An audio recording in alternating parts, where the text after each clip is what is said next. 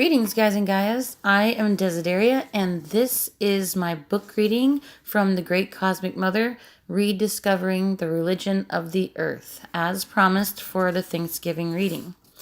I am on page 139, and it's titled Moon Time, the Great Intellectual Triumph of Women Cultures, which is perfect for how I intend to be celebrating our Thanksgiving for the years to come, is through the Thesmophoria. It's a great time to be thankful for the harvest of the earth, but also it's a time of celebration and a sacred holiday known as Thesmophoria for mothers and daughters. And of course, I wish you all a happy and safe Thanksgiving. It's important to me today because I'm thankful for my life, for my reincarnation, which we do have a holiday for that, which we celebrate as Eureka in place of Easter. But I'm thankful for my own reincarnation, and I was telling Ian yesterday that I truly feel like I've won the Earth lottery. If you don't know my reincarnation stories, then you can look on Viva Moose channel for that. I'm thankful for my family, my children, my life, and I'm thankful for what our garden did for us this year. We had such an amazing experience. Please check out our Xanthos Garden 2018 and also 2017. What a huge difference. So anyway, let's get started on the reading. Page 139. If you'd like to follow along, you can send me an email and ask for a free PDF of this book, and I'll send it to you. To interpret the flow of terrestrial magnetism, the dragon current, that's interesting, the serpent path, it is also necessary to watch the night sky. Night, to ancient people, was not an absence of light or a negative darkness, but a powerful source of energy and inspiration. At night, Cosmos reveals herself in her vastness. The earth opens to moisture and germination under moonlight, and the magnetic serpentine current stirs itself under the groundwaters, just as the thick, snaky spray of stars, the Milky Way, winds across the night sky. Moon phases are a part of the great cosmic dance in which everything participates. The movement of the celestial bodies, the pulse of tides, the circulation of blood and sap in animals and in plants, observation of the night sky, of the stars, and especially of the moon, was the beginning of mathematics and science. And just real quick, I call this Mother Science. You can find that at thehouseofthedebbie.com. And also, I should note, too, that we do not share a globe spinning, ball Earth perception. We believe in flat Earth, or an infinite plane, or whatever. Anyway, Stonehenge on Salisbury Plain, 16 miles south of Silbury Hill, does not exist in isolation. Its structures also represents a seasonal and human life cycle. It was probably the center or head of an earlier, much larger configuration of long barrows that together portrayed the squatting goddess. The Avebury monuments in Stonehenge, taken together, as Michael Dame says, have been arranged to share and perfect the celestial environment, just as they share the river Avon. Stonehenge was elaborated over a long period of generations and was rebuilt many times. Stonehenge 1, circa 2750 BC, is contemporary with Silbury. It consists of the earthworks of the outer banks of the 56 Aubrey holes. Well, it looks like 56 inch, 56 inch. Its 4 station posts are in lunar and solar alignments. The latitude of Stonehenge is practically optimum for moon-sun rectangular alignment. The midsummer sunrise stones in the West Kennet Avenue at Avebury and the heel stone at Stonehenge were both erected circa 2600 BC The function of the Aubrey holes was to predict lunar eclipses. It is infinitely more difficult to study the orbit of the moon than that of the Earth around the sun. That's because it's not going around the sun. The moon describes an arc around the Earth that varies from month to month. The arc is slightly tilted in such a way that over a period of 18.6 years, the moon first rises and sets very far in the north and south, and then it gradually moves its rising and setting points further inwards from these extreme positions. After 9.3 years, it begins to move back again, retracing its steps. We now know that the megalithic stone circles of England and Brittany were, among other things, giant observatories. Running its dimensions through computers, modern astronomers have confirmed that Stonehenge was used to calculate the solstices, equinoxes, and future eclipses of sun and moon. Some have called it a solar temple, but the major concern of the megalith builders seems to have been precise observation of the moon. The moon's eclipse cycle is measured by a period of 18.61 years. The 56 Aubrey holes are set to mark this cycle over a period of time, 19 plus 19 plus 18 years. More remarkable, many of the stone circles and alignments throughout Britain were built to calculate precisely the slight periodic 9 feet oscillation of the moon, its wobble and amplitude in degrees. The period of this tiny wobble is 173.31 days, or half an eclipse year. Such accurate knowledge of this small lunar oscillation, familiar to Neolithic moon people, was lost to the Western world and not rediscovered until Tycho Brahe's observation in the 16th century. The moon's wobble was known and accurately measured by ancient Arabic astronomers, whose traditional knowledge was not destroyed by Christian book burnings, library razings, and persecutions of intelligence. The Mayans observed it also. So that's interesting. At this point, let's quote Pliny, a writer of the 1st century AD.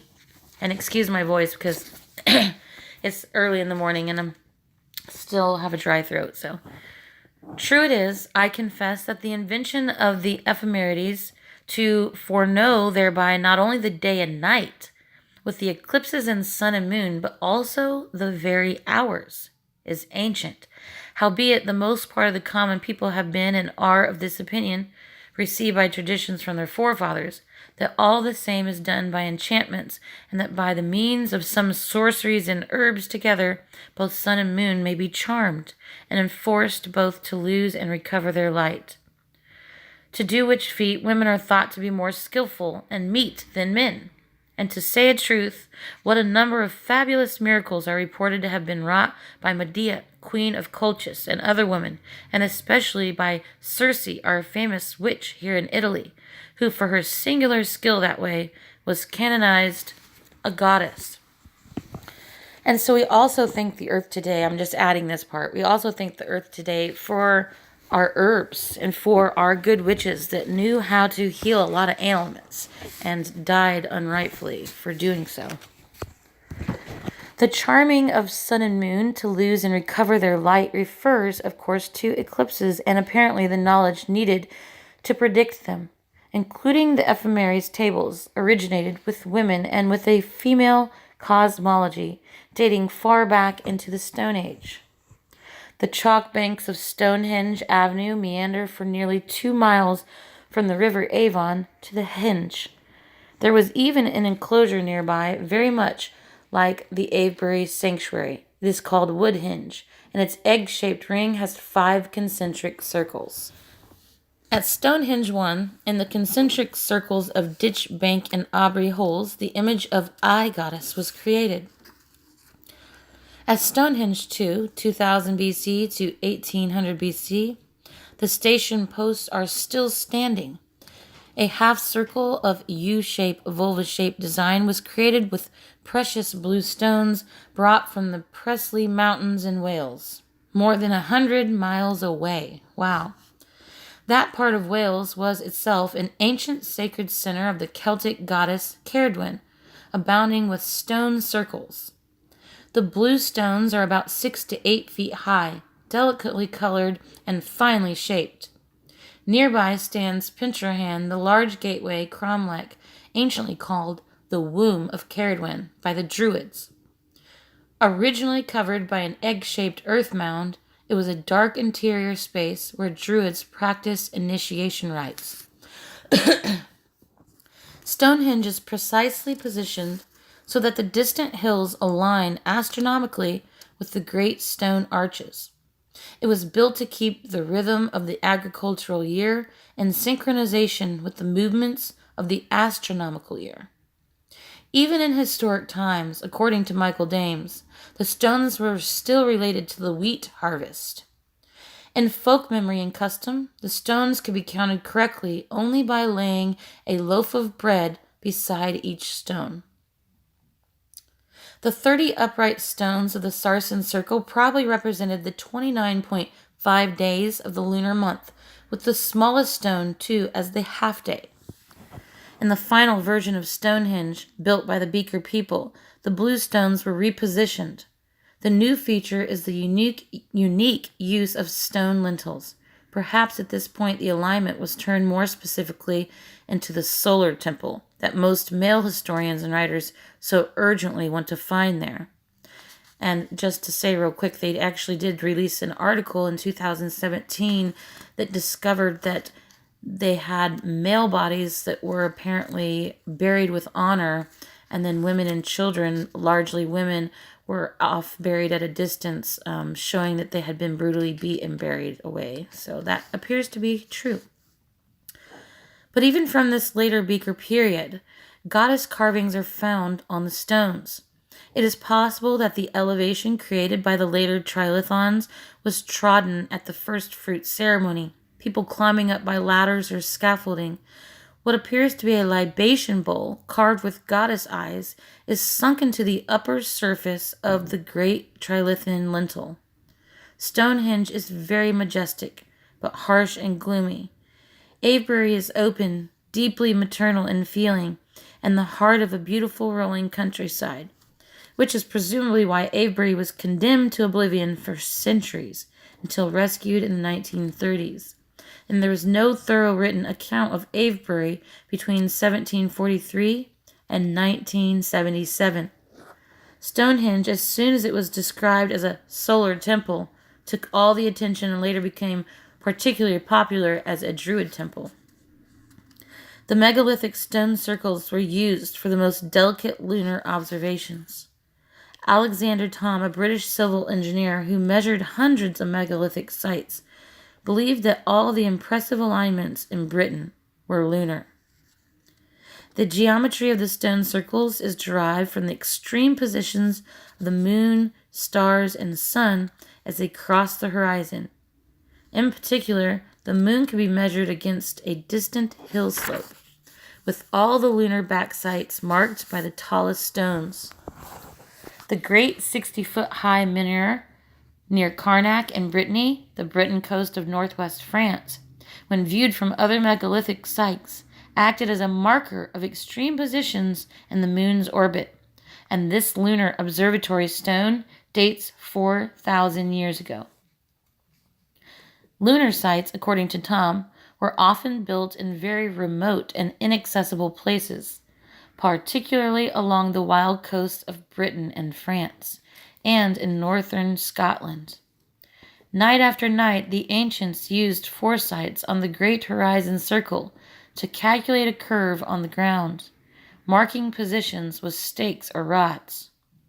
Stepping back each night, the curve obtained on the ground is, to a smaller scale, a graph of the moon's declination plotted on a time base. Thom notes that the megalithic people were mariners, traveling the seas to the far ends of the Scottish Isles and further. Sailors in those dangerous waters needed some means of predicting tides. Knowing from lunar observations when to expect an eclipse, they could then calculate the resultant direction and violence of the tides. There is no longer any doubt about the advanced astronomical nature of these lunar observatory sites. What no one mentions is that women were the first observers of lunar cycles. As the first agriculturalists, women related moon phases to planting and reaping times. Even earlier, women watched the moon to know the optimal time to conceive, to abort, to give birth. It is women who live the lunar cycles in our bodies. Becoming and changing are the lunar order of things. The moon exerts an identical influence on the magnetic serpent current in the earth, the tides of the sea, and women's menstrual flow. The lunar body is mirrored in nature, and it synchronizes with the flow of menstrual blood.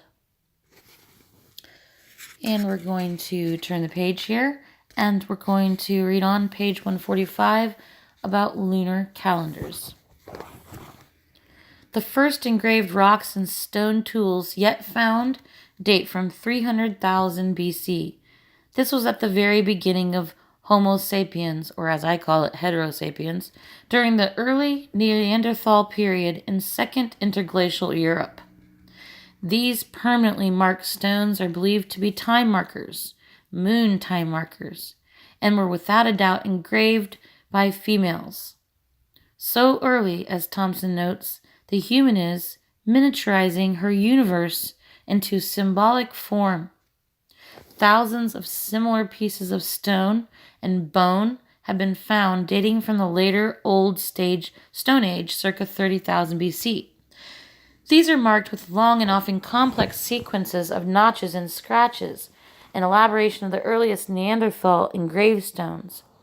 Many prehistorians have dismissed these marks as decorations. Does this sound familiar by now? But Alexander Marshak, an American archaeological writer, decided to study these marks systematically under a microscope. He found the signs to be deliberately made, the tiny grooves cut in differing depths, widths, and shapes, scratching on one pebble or bone were made with differently shaped tools.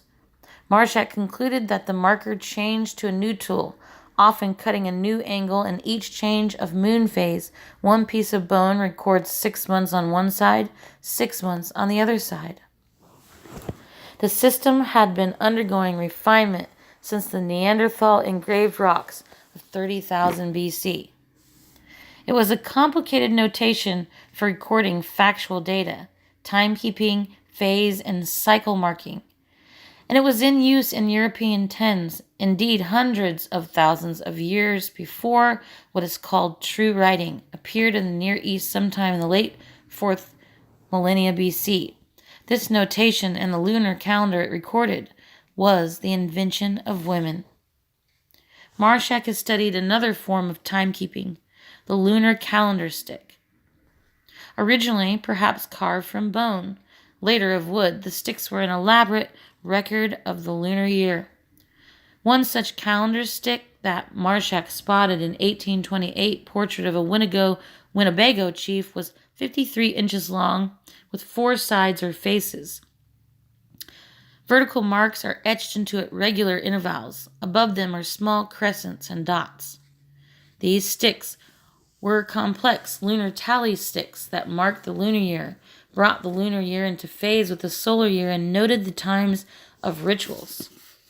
So far, Marshak has found at least 5 calendar sticks from 3 different Native American tribes. Such sticks appear in Paleolithic cave paintings dating from 50,000 BC. They are held by women and shamans, and later became the magician's wand. Abruel named this stick La Baton de Commandment, suggesting it was an insignia of male ruleship or power. But in fact, as a lunar measuring instrument, the stick derives from women's earliest moon phase engravings on rock and bone. In Thompson's words, the owner of the baton is not man, the mighty hunter, but the midwife. And speaking of midwife, it's something I'm very interested in. My maiden name is Gaskin, and there's a famous midwife with that last name, so I found that interesting. The midwife, of course, because it was her job and the job of every pregnant woman to know exactly when babies were due. Anthropologists have described the the keeping of lunar calendars, specifically by women, among Australian Aborigines, 6 Siberian tribes, and the Yurok Indians of North America. Australian women used notched sticks. Among past and present Siberians, Naganasans, Insis, Dolgans, Chukchis, Koryaks, and Kets, pregnancy has the duration of exactly 10 lunar months, and it has always been women who kept the lunar calendars marking those months off toward a safe full-term birth. Yurok women kept menstrual calendars and were certainly typical in this of other Native American women of both hemispheres. The Yurok count was kept by dropping a month stick each lunar month into a second basket until they reached a count of 10. With this method, they could predict births to within a day, a crucial accuracy among early hunting and gathering people on the move. The count was also useful in connection with abortions. And like I said before, I do not agree with some of the things in this book. So take what you can get from it and move on. As Thompson says, it is perfectly reasonable to assume that menstruation, lunar calendars, and midwifery are as much or more at the foundation of human science than man, the great killer so celebrated by the macho anthropologist. And in fact, this does make sense, the kind of clear, simple sense that is so easily overlooked. The biblical idea that humanity began with a crime of disobedience is wrong. The capitalist Darwinian notion that human intellect begins with a clever act of self-interested murder and plunder and self-aggrandizement is wrong. The macho anthropological belief that human life and the human brain evolved through inventions, discoveries, and experiences of the male hunter alone is all wrong. Human life begins with birth, and human culture and intelligence began with birth, with the female's experiences of surviving pregnancy and bearing children and keeping them alive. Absolutely. I love that paragraph. The possession by the Winnebago Indian chief of a lunar calendar stick as part of his insignia of power, along with an ox and a neck pendant, shows that this ruling power derives from the ancient time of female power. Thompson again points out that priests and shamans must always dress as women to take on women's original magic, and that Aboriginal men worldwide were put through imitation childbirth and menstruation rituals for purposes of initiation. The fact that the baton was taken over by men in the militarist cultures, and this reminds me of the Olympians and the torch and the baton, passing the baton. The fact that the baton was taken over by men in the militarist cultures of patriarchal civilization may in fact indicate that they took it over because it was a most ancient symbol of feminine power.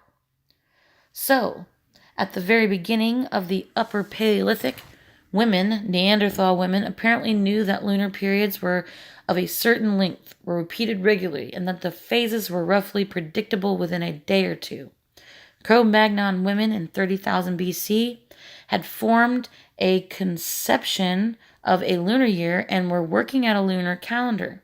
By the end of the Paleolithic age, circa 10,000 BC, they could predict the seasons of the year, the phases of the moon, the annual migrations of animals, birds, and fishes, and I've told my husband before, predict what most people consider natural disasters now were a lot more easily to predict when we didn't have geoengineering and all human activity we have now that are causing man-made disasters.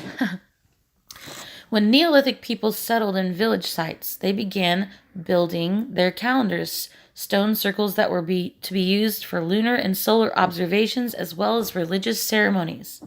Or perhaps it was the other way around. Perhaps the ceremonial observatories, these power centers, formed a fixed points of stone, where the loci that gave rise to the settled farming communities that replaced the nomadic food gatherers and hunters. It is not far-fetched to think women invented symbolic and abstract notation observational science, and early mathematics, numerology, gematria.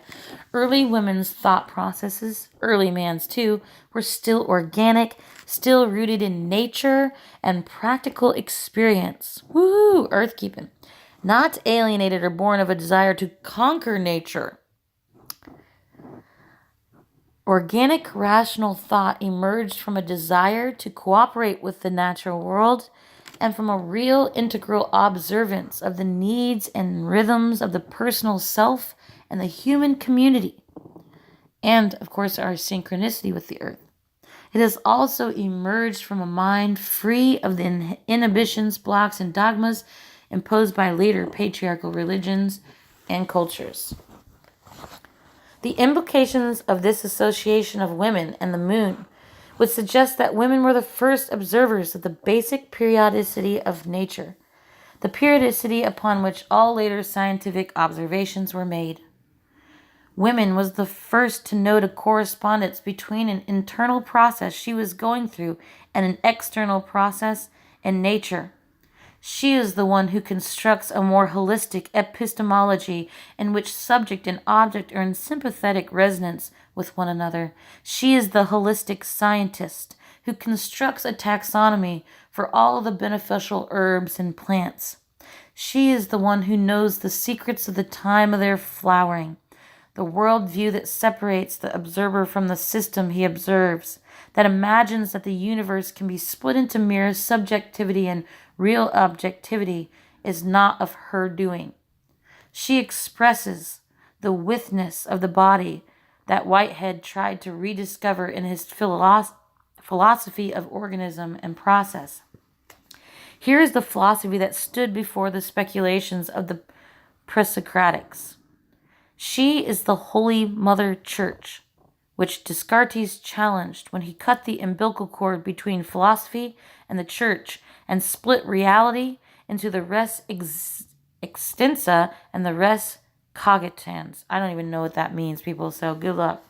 The reason the Venus of La Salle or the modern Virgin of Guadalupe are pictured with the crescent moon is that women and the moon are a single mystery.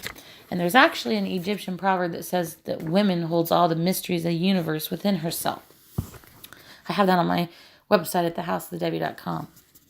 But this is really awesome. I'm just going to add this too. This is just really awesome and helps me kind of form my own Thanksgiving traditions and how I'm going to add in the earth worship and, thanking the earth during this time, and using mother science as an actual field of study, which this chapter is helping me prove. So anyway, the mystery is and was a reality, and all original real mystery was observed, studied, pondered, and participated in by original real human beings. Mystery was not used as a tool of fear or oppression, of obfuscation and power, but was used gratefully as ceremonial food by the evolving human intelligence, led by the observation and observational intelligence of women. And just going back up to that again where it said participated in by original real human beings. That's a whole other subject for me. Please check out my channel called The Jesus Gene, the RH negative. Okay.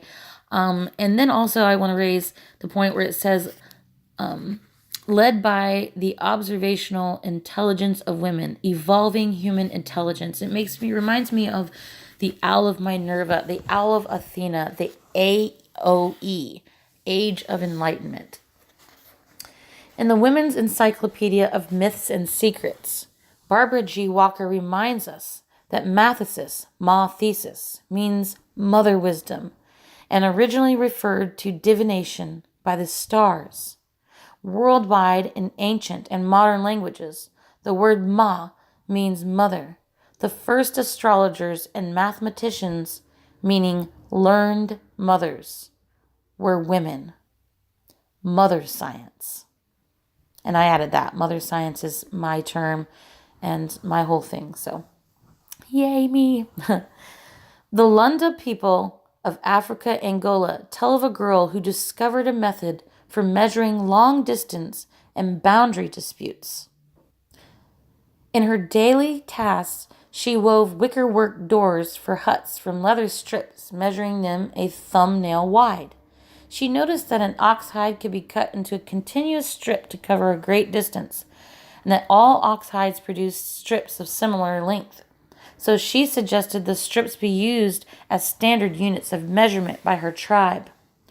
Certainly, measuring amounts of stored food and estimating how much could be used on a daily basis to feed a certain number of people through the lean months of the agricultural year gave Neolithic women profound experience in mathematical calculations. Life depended on it. Geometry and the human image were originally two expressions of the same divine image, the body of the universe. Number emerged from sensory matter. To the ancients, number was always founded in real and concrete human experience and did not possess abstract universality or objectivity. In other words, in my opinion, mother science is unfixed numerology, spontaneous numerology. The megalithic yard of the stone monument builders was 2.72 feet, the measurement of the human stride. Throughout classic antiquity, measurements were based primarily on parts of the human body: the foot, the hand span, the finger joint. The Chinese word for mathematics, suan, is no older than Confucius, circa 6000 BC. Units of linear measure were codified into abstractions gradually, a process perhaps begun in Babylon, circa 2500 BC. In Western artistic creation, we have inherited a tradition of ideal forms and measurements that uses a numerical system exploited during the European Renaissance. This tradition can be traced back to Pythagoras, who developed a kind of mathematical mysticism out of megalithic philosophy. He acquired his knowledge and perhaps his methods also from Thracian wise women. Pythagoras, like mathematicians after him, came to believe that mathematics is not just a language describing nature, but is inherent in nature. I believe so. All things are numbers. Numbers are the first principle, indeed the very elements of the things of nature. And let me just say, it's mother science, and the numbers and the manifestation of these mysteries into our reality is the spiritual plane manifesting itself in the physical plane. They are not separate. They're happening in one area, in one environment, and it's called Earth. Thus, for the Western world, a description was abstracted from substance and deified into an objective system. Thus, Pythagoras introduced logical reasoning rather than organic reasoning into the domain of religion and ritual, laying the foundation for the later intellectual theology of Christian scholars in the Western world in general. This combination of mathematics and theology characterizes religious philosophy in classic Greece, in medieval Europe, in Reformation and modern times. Consequently, God was no longer intuition or ecstatic vision, not profound ontological experience, but a kind of rational machine explained by a few scholarly men. Plato, St. Augustine, Thomas Aquinas, Descartes all inherited this numerical philosophy, shared a logical admiration of the timeless and static, utterly transcendent and aloof pure spirit of the so-called Father God. Utterly abstracted from flesh and earthly cyclicity, this Father God was as unappealable as pure number. Pure number is always elevated above the messy world of mere life. During 300 years of witch hunts in Europe, this rationalistic theology was used as a legal and clerical weapon against what still remained of the ancient women cultures, and as Ian calls it, counter magic or dark magic is what they're using to use what women originally used to be in sync with nature and with the earth. Medieval Scholius not only debated endlessly and in dead earnest about how many angels could dance on the head of a pin during obscene torture, priests and civil judges also hounded their female victim with obsessive questions about the precise number of imps she employed, the total number of times she had intercourse with the devil, the exact size and length of his penis, and so forth. The dogmatic insistence on number was supposed to cast an aura of rationality and objectivity around the otherwise bizarre and sick proceedings. In modern forms, e.g., psychological measurements, behavioral norms, notions of quantifiable sanity and adjustment, deified number is still used as a power tool against social deviance. And think about that word, deviance, Devi, Devi, the goddess, the house of the Devi.com. In contrast, Eastern mysticism, like European pagan orientation and primal orientation everywhere, understands mathematics as one part of our conceptual map, a means of apprehending one part of reality, but not an abstractable feature of reality itself. Reality is indifferentiated, constantly moving and cyclic, like the moon. And just to go back to the deviance again, think deviant. When you deviate from something, you're a nonconformist. You go against it. Heresy, heretic. It is in fact about women. And I'm going to turn to the next one on page 150 that is titled Moon Mines. The slightly bulging equatorial region of our globe, or as in our case, the flat Earth, is closer to the moon than other parts of the Earth. Probably for this reason, women who live near the equator tend to ovulate during the full moon. Because of the phenomenon of menstrual synchrony, in which women living together tend to have their periods at the same time, a synchronous full moon ovulation would mean a synchronous menstruation near the dark of the moon, and mythology has in fact always associated the two. Women living together in small gathering and hunting bands in the equatorial regions would have their bleeding times together at the same time of the month, when the moon was dark and the earth devoid of her light. And which is where I, most of the time, well, just recently I started changing that, maybe because I'm nearing the age of 40, but my menstrual cycle, my period was always on the new moon. So that means I was ovulating during the full moon, so that would be correct. It says, our human ancestors lived for millions of years in equatorial Africa, and perhaps this means that human consciousness began evolving in synchrony with this powerful observed fact of all females bleeding together, bleeding mysteriously, in time with the mysterious disappearance of the moon. Among early women, no one experienced menstruation in private. It was not a personal phenomenon, but an awesome datum of the female group. Group initiation rites were held when the young girls reached puberty. This is still true among all Aboriginal people worldwide whose customs have not been totally suppressed by Christian patriarchy. Originally, female puberty rites of first menstruation were not meant to punish girls with shame for the crime of becoming woman, or to restrict their new lives as women in any punitive way.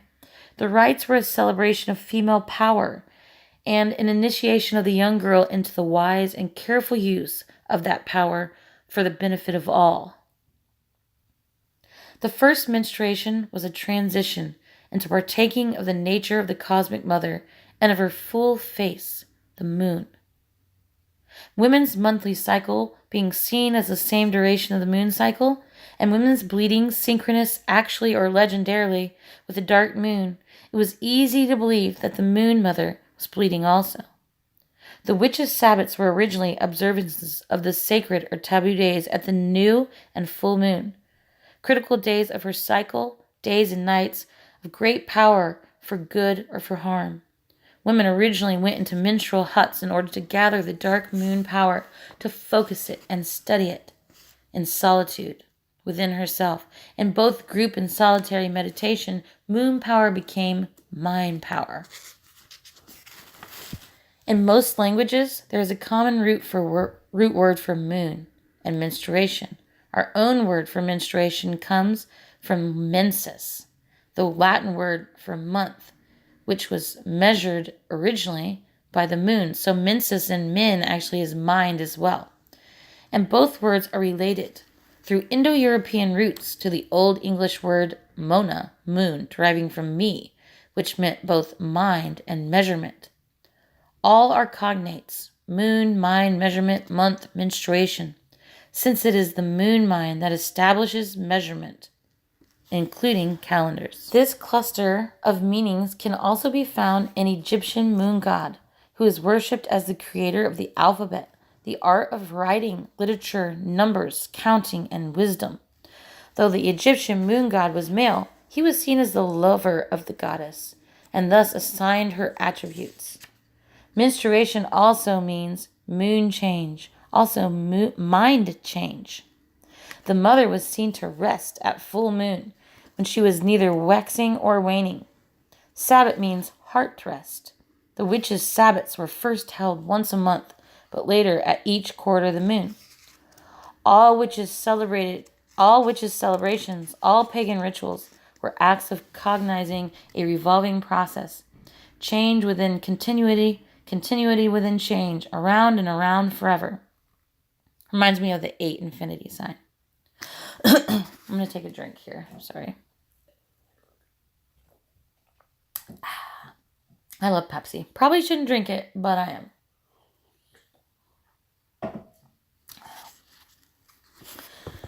Pregnancy, as well as menstruation, was believed to be caused by the moon. Menstruation came from the new moon, or dark moon, while the full moon impregnated. A folk belief that correlates very well with the fact of equatorial ovulation during the full moon. Many mythological and folk heroes and religious founders were supposedly conceived by the moon, including the Buddha and Jesus, when we think about it, whose mother still stands on her moon.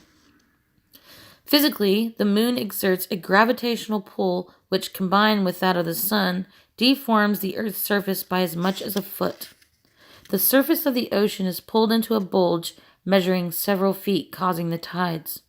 Recent studies have shown, however, that it is the light of the moon, perhaps even more than its gravitational pull, that influences reproductive behavior in organisms. It's almost like pheromones or a candle. It kind of induces like intimacy and sexualness, you know. Like most animals and plants, humans evolved in a light and dark world, day and night, alternating regularly. But periodically, the night is not dark around the time of the full moon. Perhaps the human species evolved a genetic response to moonlight. If all early women ovulated at the full moon, light is a potent trigger of biological rhythms. And it is not an impossibility that artificial light has affected our body rhythms. There is never real darkness in a city. And that kind of leads me to the video we did on mind control and using the Earth's electromagnetic fields and energy to disrupt our body's rhythms and functions. Destroying our ancient understanding of our menstrual month, moon periodicity, perhaps destroying also our knowledge of natural conception, as suggested provocatively by Louise Lacey in her book Lunaception. The power of fertility in plants, as well as in humans, was seen to emanate from the moon. Many people still hold the ancient belief that plants grow mostly at night under the polarized moonlight, and we've seen that with our garden as well. Agriculture began in very warm Near Eastern climates, where the sun can be a force hostile to life, scorching young shoots, burning leaves in the soil into arid dust. Plutarch in his Isis and Osiris argued that the moon, with her humid and generative light, is favorable to the propagation of animals and the growth of plants, while the sun, with his fierce fire, scorches and burns up all growth things, renders the greater part of the earth uninhabitable by reason of his blaze, and often overpowers the moon herself. In such lands, summer with its unrelenting heat was conceived as a return to chaos, the end of the world through heat and fire. Early people saw the sun as the lesser fruit of the mother sky. It was female night with her cool moisture and magical moonlight that gave life and fertility. In the cold north, though, where the sun is benevolent and welcome, the sun was seen as a mother goddess. Perhaps this was so for the Celts. Ancient people knew that a child is not only the product of human sex. Children are also the offspring of the earth spirit, joined with the astrological influences existing at its conception and birth. Earth was considered to be the home of children before they were born. In Africa and Australia, for example, souls waiting to be born were believed to live under the earth or in rocks. Unborn children lived in fountains, springs, lakes, and streams, or in trees, bushes, and flowers, waiting to be born as human beings through the joined energies of the earth and moon. And just to say that real quick, I hope to add something to do with that type of, for our Eureka reincarnation Easter celebration. Festivals dedicated to the goddess were the favorite times to conceive children.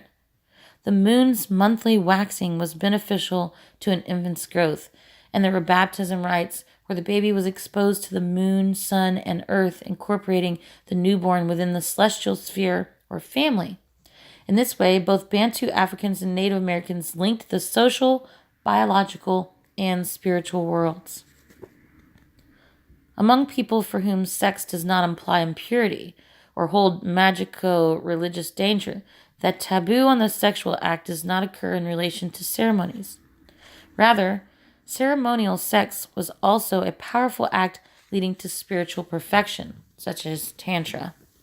Within the stone circles of the Neolithic, perhaps the entire human community celebrated the creative power of the goddess, and festivals coinciding with those magic times when the energy tides of the unseen flowed strongly around and through the earth. Earth channels were then wide open to receive her spirit, giving enhanced consciousness, healing, and fertility to the people. These are the ceremonies that have been so condescendingly labeled fertility rites by prurient patriarchal anthropologists and satanic orgies by the missionaries. And what were those children like who were born with the blessings of both the moon mother and their human mothers? Were their psyches wide open, communicating easily with the greater self? Was the astral lunar body more vibrant and aware? Were they able to communicate and resonate with the animals and plants, the stones, and whole earth, and also tune into cosmic vibrations of moon, sun, and stars? What were moon minds like? The vast silence of dark space, lit by the clarity of the moon and stars, became a metaphor for deep thought and creative vision. Hence the third eye, or wajet, or the bindi dot in the center of the Indian woman's forehead. Goddess was the judge and giver of law. Crimes, challenges, problems were investigated by the women by moonlight. Bright nights were spent sitting around the fire thinking, contemplating, and visioning. This is why words that have to do with mental activity are in most languages cognate with names for the moon: mens, mental, measure, month, mind. They call the moon the mother of the universe, having both female and male powers, and reproducing herself alone. And that's me, folks. That's who I am. Believe it or not, check out my reincarnation videos. I am the androgynous mother of the moon. I am the great balance, the Libra and the Scorpio. Sowing and reaping were reckoned by the moon. Sowing at the new moon and reaping at the old. All agricultural proceedings had to be timed with the moon's changes. Planting, cultivating, and harvesting were originally women's work. Since only women are under the direct guardianship of the moon mother, many agricultural people still believe that only women can make things grow. Water, like fire, was anciently sacred and specially related to the moon mother. Rain-making and magic control of the weather were secret rites performed by naked women, not to be seen by men. I just want to say about fire and water. It's ironic that for the thumbnail image I'm using for these readings, these book readings, I use fire and water animation on them. So anyway, just saying. Witches have the same custom still, and it was traditionally said of them that tender girls of 8 to 10 years can raise up rain and tempest. In recent studies of psychic phenomena made in Russia, it was found that dowsing rods work twice as accurately in the hands of women than in those of men. More dramatically, the dowsing rod always responds to the polarity of women's bodies, no matter from what direction the body is approached. This is not the case with men's bodies. Since the tides are regulated by the moon mother's cycles, she believed to give all moisture from the morning dew, natural springs, and rain to the great rivers and ocean. The moon queen was the tribe's rainmaker. The moon also controls fluids of human body and the brain, as the moistest part of all, was particularly subject to its influences. Words like lunacy and moon madness show negative traces of this belief, and like I said earlier, heretic and mystic. In the Stone Age, caves there had been darkness, seemingly changeless stability. Following wild game and gathering wild plants, Paleolithic people lived in dream time. Perhaps movement in time was not intellectually experienced as we do, until reaping of wild grain was replaced by the punctual observance of seed time and harvest time. The development of a calendric time sense, seasonal inundation of land, helped mark these planting and harvesting periods. Shepherds learned to reckon the periods of river height increase by watching the moon's phases across the higher pathway of the stars. Out of primordial dreamtime emerged this new and revolutionary conception of seasonal advance and regression, the complex interplay of opposing forces and their regularity. Until recently, duration of time was reckoned by nights rather than days.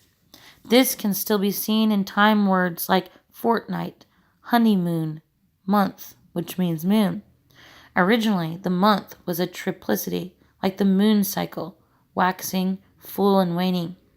The month was divided into 3 periods of 10 days each, and this division is retained in the astrological division of a zodiac month into 3 decans. And also, I just want to say about zodiac, that originally Western astrology and astronomy and the zodiac was not how it is today. It was actually called sidereal, or as I've renamed it, desidereal. The first of each month fell on the night when the lunar crescent appeared. The crescent of the waxing moon came to symbolize increasing power and was later adopted as the emblem of Islam. For this reason, pre-Islamic Arabic people were all moon worshippers. And that's exactly what I thought. And this whole ISIS thing, see, this is all really, really weird to me. But anyway, whole nother story there. Even the summer and winter solstices were calculated by the moon. The zodiacal constellations were called the houses of the moon, and the zodiacal belt was named the girdle of Ishtar, otherwise known as Inanna. This Neolithic time calculation is quite different from that of Paleolithic cave peoples, who reckoned cycles by the breeding seasons of animals. In the agricultural Neolithic, people developed a new consciousness of their own being in relation to the universe. This new consciousness is much closer to what we call modern. The understanding of numerical relations made it possible to make brick units from sun-dried mud, units of definite size and shape. The many industries developed by women, the willed transformation of matter brought about by women's discoveries and her experiments with fire and water, led undoubtedly to increased activity of the logical mind. And through childbirth, the midwifery stuff, I believe, too. Just the notion of movement returning on itself, the building up of shape around emptiness, as in making of a pot, so different from the carving of wood, bone, or stone, was an amazing feat of abstract thinking. A conception of cyclic symmetry developed, which in the end led to the invention of the wheel. There was a striking geometric tendency in Neolithic design, as in the repeated patterns of woven clothes and the repeated signs and symbols of pottery. This abstract and repetitive pattern was very different from the naturalistic animal and human forms of the old Stone Age cave cultures. Speaking of pottery, I love a lot of the old ancient Greek pottery and the pottery from Crete. Love it. It's absolutely gorgeous. And I'd love to try to have some for like a Thanksgiving holiday. That'd be cool. They're expensive though. This abstract and repetitive pattern was very different from the naturalistic animal and human forms of the old Stone Age cave cultures. And it had its dangers. With the development of the pottery wheel, as has been said, in many cultures, men took over ceramics entirely and began the mass production of items that had once been very lovingly handcrafted for local use. And that's going to be important to Xanthos too, is local and buying things nationally and locally. What kept this Neolithic intellectual development still within the matriarchal context was that all magic symbols, the lunar calendar, the daily industries occurred within a ritual, religious framework belonging to the goddess and the human collective. Techniques and signs were not to be manipulated for personal profit or exploited for personal power until the full establishment of patriarchy in the Bronze Age or late Neolithic. Remember, matriarchy was egalitarian. It was female-led, but egalitarian. All right, so that is going to end this reading. I'm actually going to do a part 2 to this reading this evening because I want to finish up this third section of the book before we start in part 4. But I'm going to be reading pages 155 through 227. So a lot of pages to read still, but this is the first part. Hope you've enjoyed it. Thanks for listening.